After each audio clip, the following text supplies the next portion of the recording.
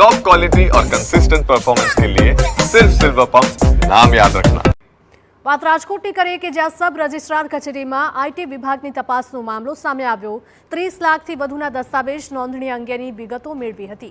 આવકવેરા વિભાગે મોડી રાત સુધી તપાસ કરીને માહિતી એકત્રિત કરી। સમૃદ્ધ વિસ્તારોમાં થયેલા દસ્તાવેજ નોંધણીની વિગતોની તપાસ કરવામાં આવી રહી છે।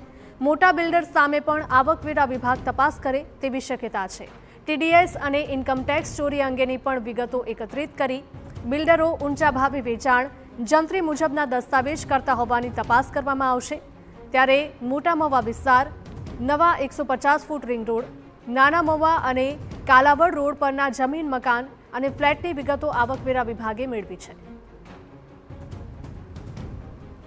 ગઈકાલે બપોરે માત્ર જે અમારી સબસ્ટેશન કચેરી એસએફટી ફાઇલિંગ એવરી યર થાય છે એનું અવેરનેસ કેમ્પેન કરવા માટે આવ્યા હતા કે કઈ રીતે એસએફટી ફાઇલિંગ કરવાનું થાય અને ક્યાં ક્યાં ક્વેરી હોય તો એને કરેક્ટ કરવાનું થાય એના માટે અવેરનેસ કેમ્પેન હતું। ડેટા એમને છેલ્લા 4 વર્ષના ડેટા લીધા છે કે કોઈ એસએફટી ફાઇલિંગમાં કોઈ મિસમેચ થતું હોય એ રિગાર્ડિંગ।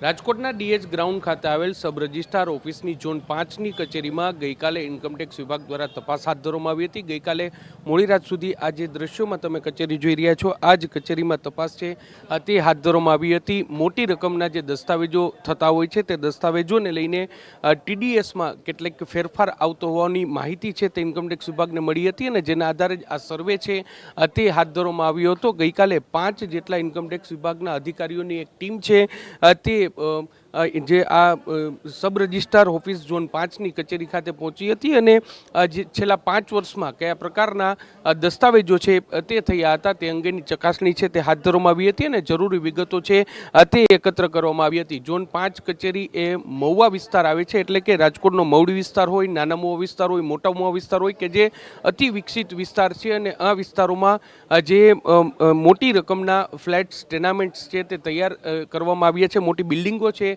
તે તૈયાર થઈ છે। ત્યારે તેમાં ટીડીએસને લઈને કેટલોક ફેરફાર છે તે થતો હોવાની ઇન્કમટેક્સ વિભાગને માહિતી મળી હતી અને જેના આધારે જ આ સર્વે હાથ ધરવામાં આવ્યો હોય તેવું પ્રાથમિક રીતે સામે આવ્યું છે। ગઈકાલે લગભગ રાત્રિના 2 વાગ્યા સુધી આ તપાસ છે તે હાથ ધરવામાં આવી હતી અને આ તપાસના આધારે ઇન્કમટેક્સ વિભાગ દ્વારા જરૂરી માહિતી છે તે એકત્ર કરવામાં આવી છે અને જેના આધારે જ આગામી દિવસોમાં જે કેટલીક કાર્યવાહી થાય તેવી પૂરી શક્યતા છે તે વ્યક્ત કરવામાં આવી છે।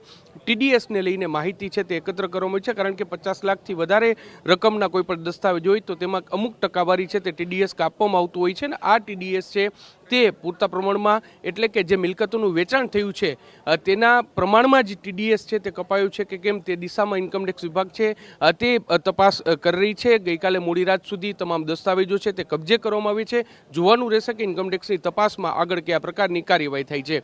કેમેરા પર્સન ભાવેશ લશ્કરી સાથે મોહિત ભટ્ટ, TV9 રાજકોટ।